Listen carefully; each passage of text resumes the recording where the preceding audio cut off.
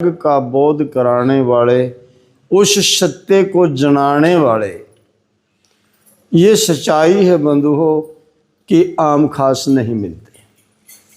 कहीं कहीं, मिथ्या तो नहीं, लेकिन कहीं कहीं मिलते हैं।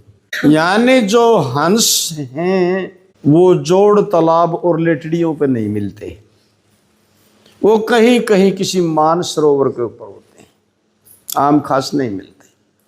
प्रमाण महापुरुषों का, शैल शैल मानक नहीं, गज गज मोती ना, बण बण चंदन तरु नहीं, और संत ना पुरपुरमा। हर जगह संत नहीं हुआ करते। जंगल बहुत मिल जाते हैं, लेकिन सभी जंगलों के अंदर चंदन नहीं मिलते। पहाड़ के पहाड़ खड़े हैं, लेकिन सभी के अंदर मानक नहीं मिलते, लाल नहीं मिलते। हाथियों की डार फिरती हैं, लेकिन हर हाथी के मस्तक में मोती नहीं निकलते। कहीं कहीं कोई कोई मिलता है। ठीक है, इसी प्रकार से मणिधारी कोई एक है, जग में सर्प अनेक।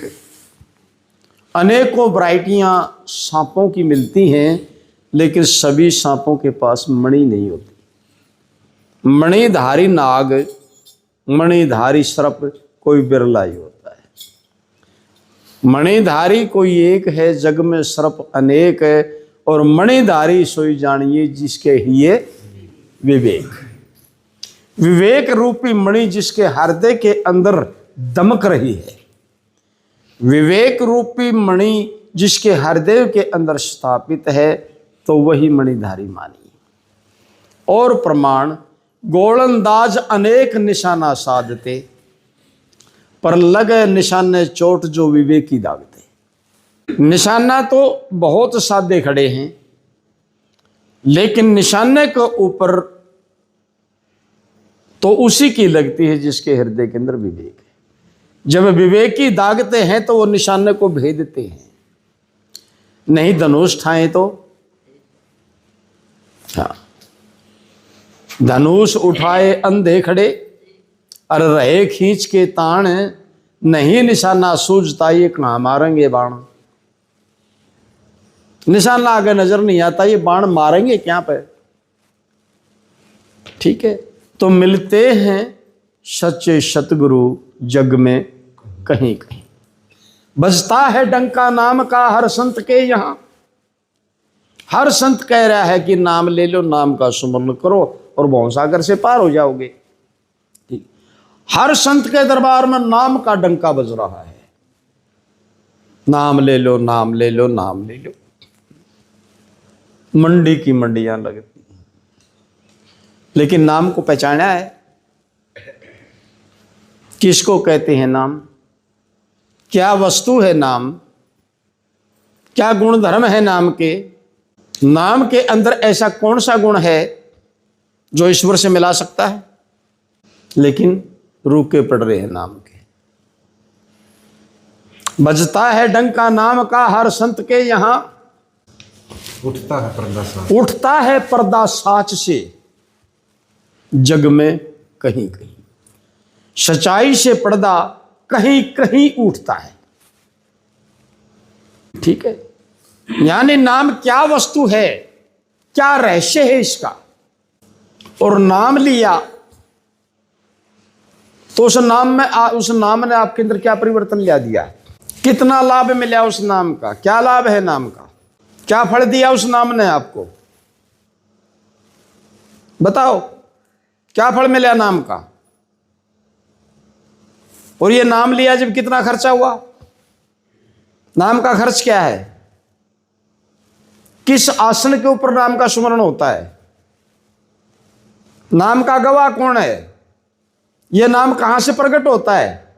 और ये कहां लीन हो जाता है जाकर के? अगर जाना है नाम को तो बताइए। डंके तो बज रहे हैं हर जगह। बजता है डंका नाम का हर संत के यहां, पर उठता है पर्दा साच से जग में कहीं कहीं। सच्चे के सच्चाई से उस पर्दे को उठा करके उस रहस्य को सामने कहीं कहीं कोई संत प्रकट करता है। आगे, वैसे तो बज रहे हैं बाजे जहाँ, वैसे तो बज रहे हैं बाजे जहां तहां, हर जगह ही ढोल बज रहे हैं। जगराता वाले बिन्नू को हमारा सत्संग में आज वो भी उसने सत्संगे मानने। कीर्तन वाले बिन्नू को हमारा सत्संग में आज वो भी सत्संगे मानते। गा बजा करके उठ लिए सबे, साँझ न मंडे थे ताड़ी बजान, सवेरे तक नाड़ टूटन होगी देह कदागत है, वो भी उसी को सत्संग मानते। गाना बजाना ही सत्संग है। वैसे तो बज रहे हैं रे ये बाजे हर जहां तहां, सजती है ज्ञानी, लेकिन सजती है ज्ञाने महफिलें ये जग में कहीं कहीं। ब्रह्म ज्ञान की महफिल और सत्संग, वही सत्संग वहां ना जानिए जहां चर्चा नहीं ब्रह्म ज्ञान की। अरे बिन दुल्हे की बरात कहो किस काम की। जहां कोई ब्रह्मवेता संत है सत्संग वही पर जानिए, दुल्ला हो जिस बरात में तो बरात वाए पिछाड़िए। जिस बरात में बनड़ाए कोई नहीं, बनना ही नहीं है, उसको बरात कौन मानेगा? बताओ उसको कौन कहेगा कि यह बरात है? नहीं की जा सकती, क्योंकि बरात की पहचान वो बनना है।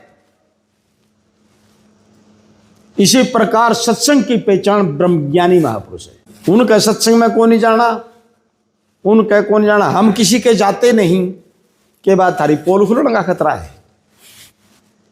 यायु राम थारे थारा बंड में आ गया क्या? क्यों है ये आड़, क्यों आड़ ले रहे हो ऐसी? पोल खुलने का खतरा लगता है।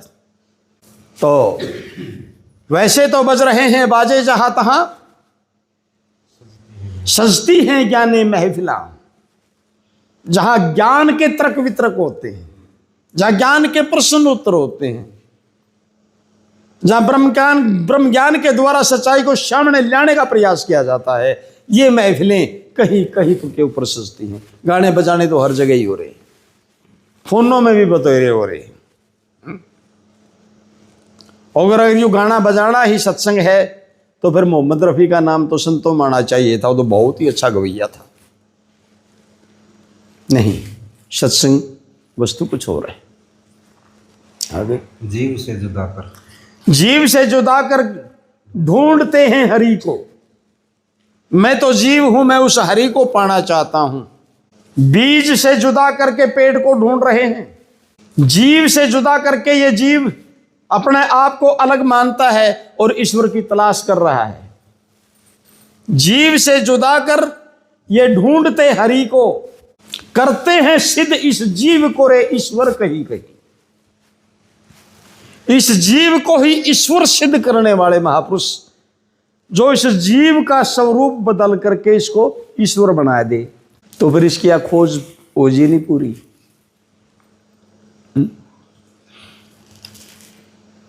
मैं जाना हर ओर है और मिला मैं आप, दया भई गुरुदेव की ये मिटे भरम संताप, मिटे भरम संताप। उसको दूर अपने से अलग मान करके ढूंढ रहा था, मैं उसको और मान रहा था, लेकिन वो जिसने मैं और मान रहा था वो तो मैं ही पाया। जीव से जुदा कर ये ढूंढते हरि को, करते हैं सिद्ध इस जीव को ईश्वर कहीं कहीं। मिलते हैं साचे सतगुरु जग में कहीं कहीं। कहते हैं कारण काज में अंतर है अति। कारण और कार्य को दो करके देख रहे हैं। कहते हैं इनमें तो बहुत फर्क है, बहुत अंतर है।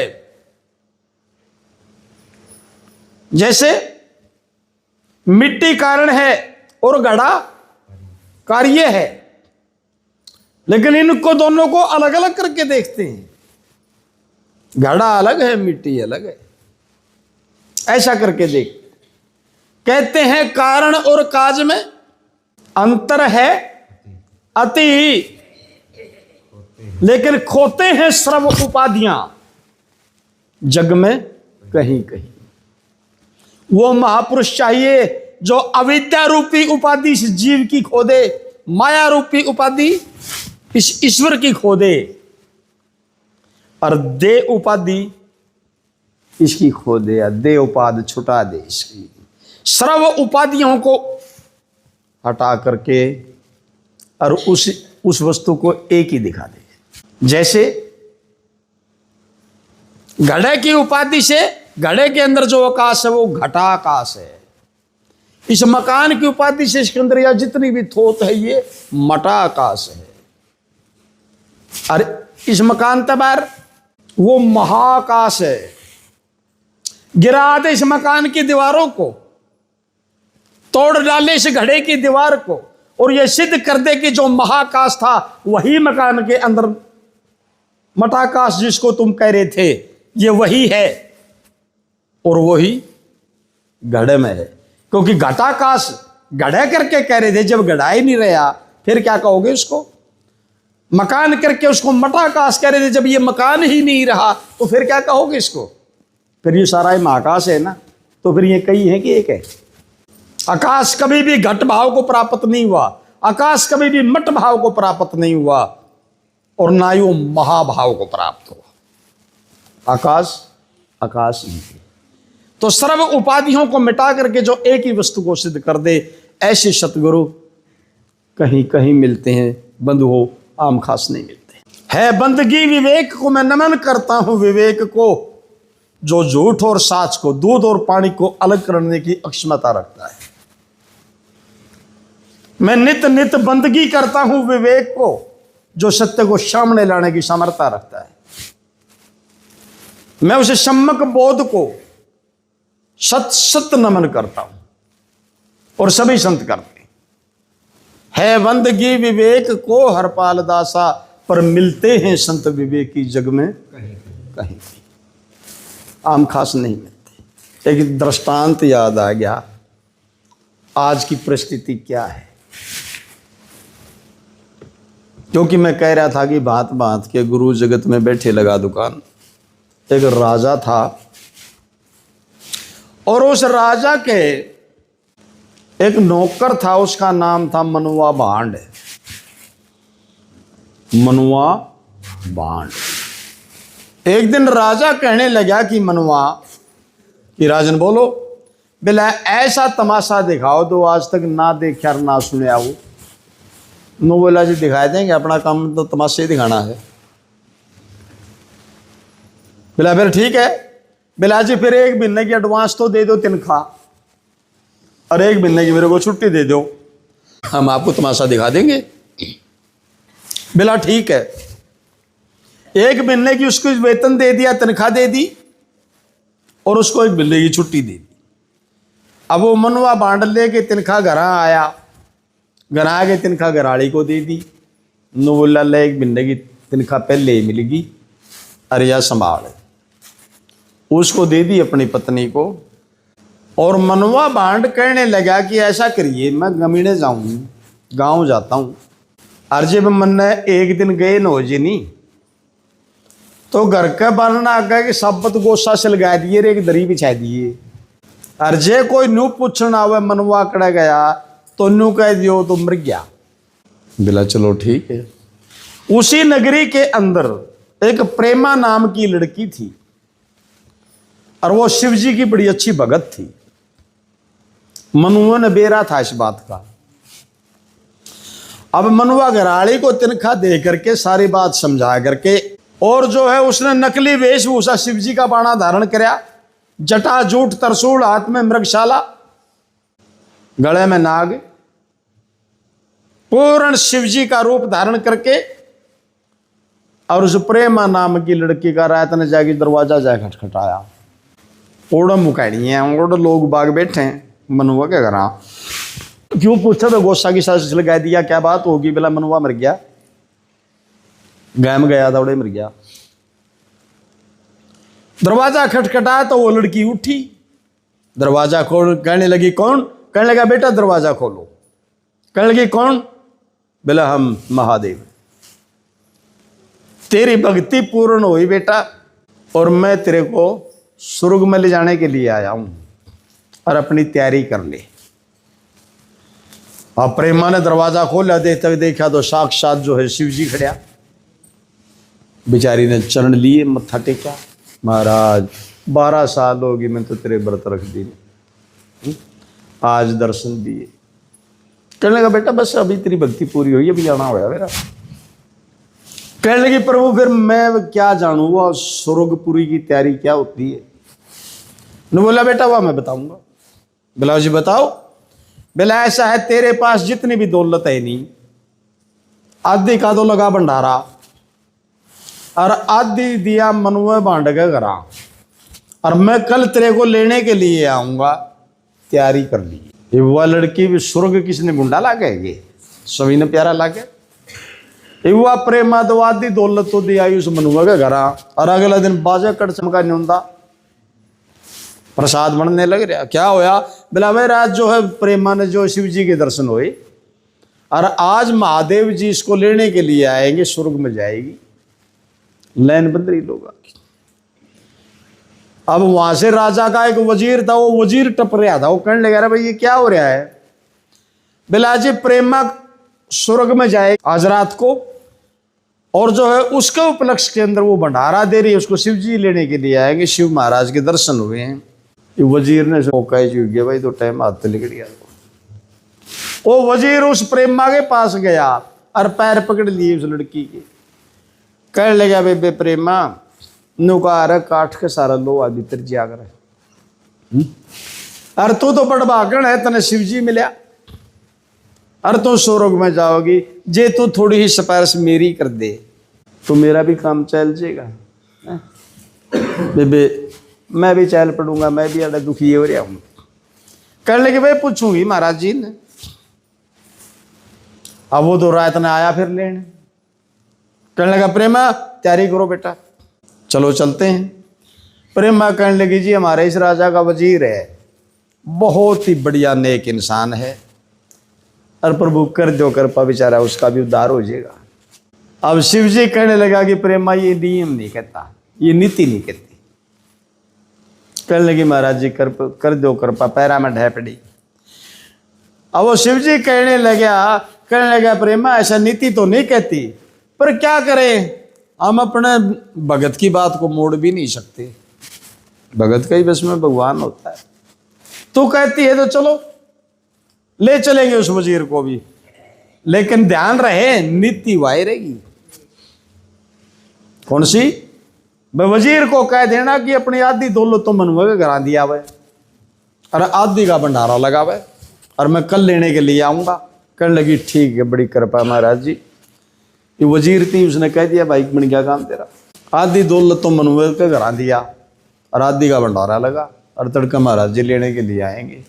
अगले दिन वजीर का बाजा कड़छा, गांव के मौजूरी देसी घी के चाल लपट। अब जब वो उनको अगले दिन लेने के लिए आया, वो वजीर ने राजा की सिफारिश कर दी।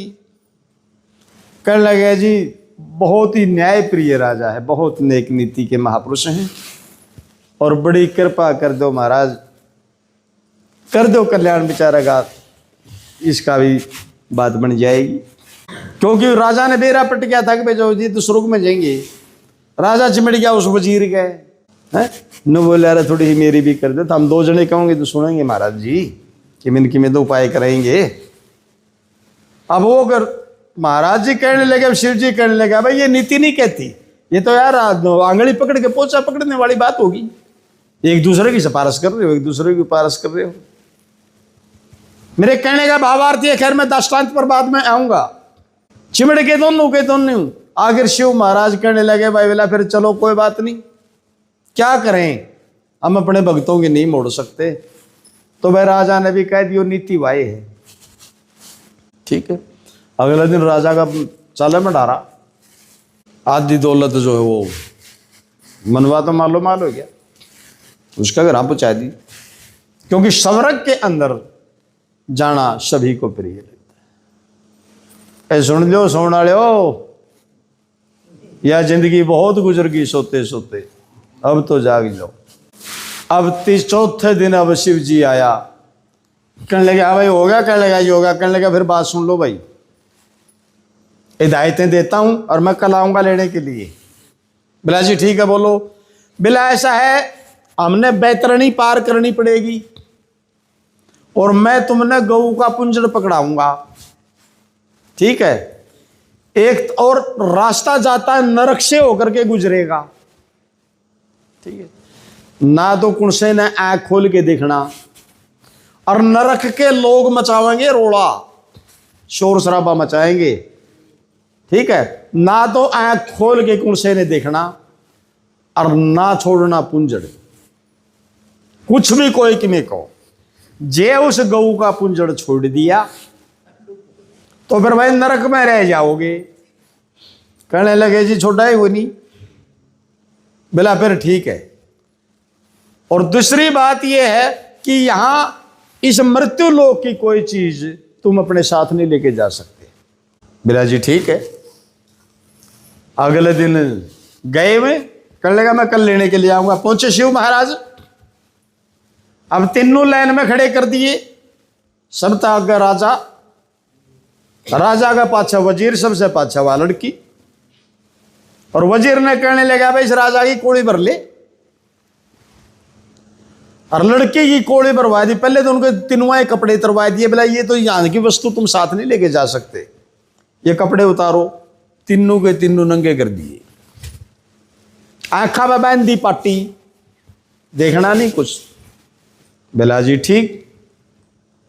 और लिया के गधा और उसके राजा का हाथ में पुंजड़ पकड़ा दिया। सारा मां गोई था, उसका हाथ में गधा की पूंछ दे दी और राजा का कोड़ी भर रहा जो वजीर, वजीर का वह लड़की कोड़ी भर रही और गधा का चार मारे सोट रहा है। इतने 12 बजे की बात थी, कर दिया गांव की गड़ी गड़ी। मन में काट लग रही तो क्या रहे था उड़े छेड़ छाड़ के उनने जाए सोया करा। सारी रात होगी चक्कर काट दिया ना गली में है वो। दिन दिन लिख डाया गधा भी इतनी जीभ काटी का 3 मरगा लाई रहा खिंचल बेचारा, कितना खिंचे, ब्रैन माटी होगी गधे की। सवेरे कुछ लोग थे जो, कईयों की सवेरे उठने की आदत होती है। महाराज रामेश्वर दास पर गए 5 बजे उठ लेता है। 4 बजे लोग जागर हो ही लोग बाग उठे और वो टपे। हमने देखा, करने लगा भाई यू के सांग हो रहा भाई, ये बिल्कुल नागे, ये तमाशा क्या हो रहा है। उन्हें 1-2 सर्दी और बताए रहा, आइयो आइयो रो, यू क्यों हो रहा, क्यों हो रहा। राजा ने बोला वजीर, बिला महाराज बिला नरक में आ लिए। हाँ कोई कुछ कहे जाओ अपन सुननी नहीं किसी की, ना आंख खोलनी पुंजड़ में छोड़ू नहीं गां का। ये गधा का झगड़ा है कि बेचारे का भाई कितना वजन खींचे। और लोग बाग उठ गए, वो कहने लगे रहे ये क्या बदतमीजी बेशर्मी का काम हो रहा है। बोला नो करो या पट्टी खोल दो, सारा काम की बेइज्जती करा रखी, क्या हो रहा है। वो नजदीक लाके भाई उनकी वाखा की पट्टी खोल दी। राजा ने बोला वजीर पट्टी तो खोल ली। बोला फिर आंख नहीं खोलनी,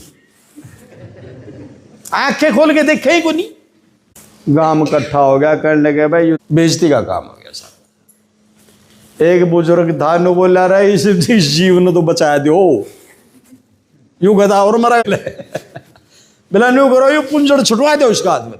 अब वो राजा पता वो पुंजड़ छुटवा दिया। गधा मसाल का हुआ बेचारा, गधा क्या डटा मार गया पता नहीं, रह गए उड़े ही उड़े। अब राजा कहने लगा भाई वजीर, बिला देख नरक में तो आप रह ही दिए, ठीक है। तो बिला सुसरे नरक ने तो देख लियो, यू किसा को रह तो लिए। जब आँख खोल के देखा तो किसी बैतरणी थी और कहाँ गऊ थी, वाहे नगरी थी और वह ओड़े मर रहे थे, ओड़े गड्ढे थे, कहीं नहीं स्वरूप की तरफ गए।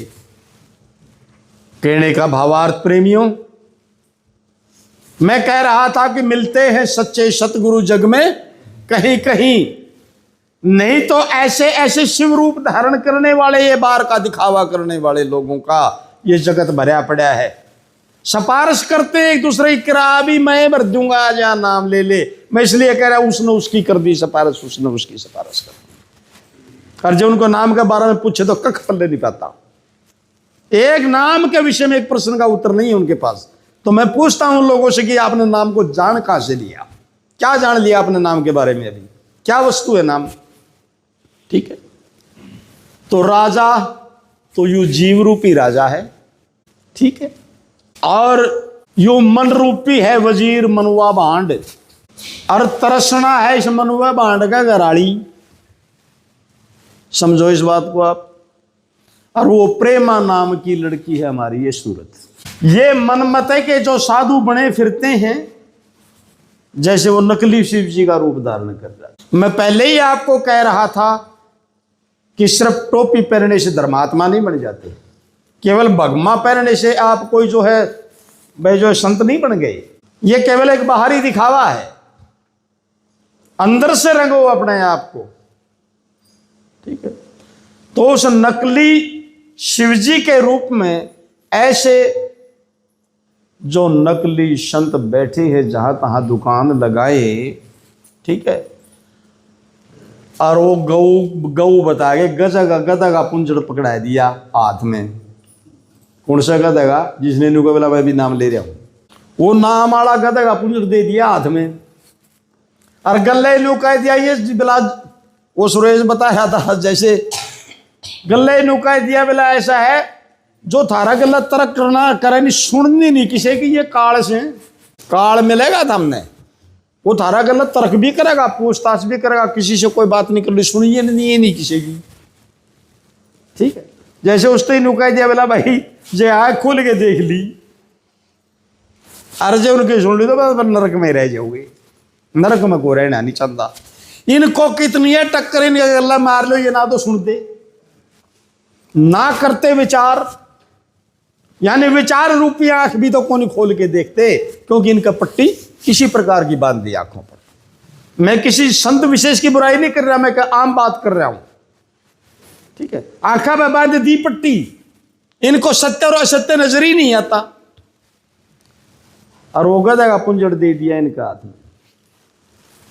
लेकिन बंधु हो, जिस दिन नेत्रों से पट्टी खुल गई और यह पूंछ हाथ से छूट जाएगी, उस दिन तुम आंख खोल करके अपने आप को यह देखोगे कि तुम उस सत्य मार्ग की तरफ तुम्हारे कदम बढ़े कितने के, कहां तक की दूरी आप लोगों ने तय करी है। उस दिन यह फैसला हो जाएगा और मतदान के अंदर हो जाएगा।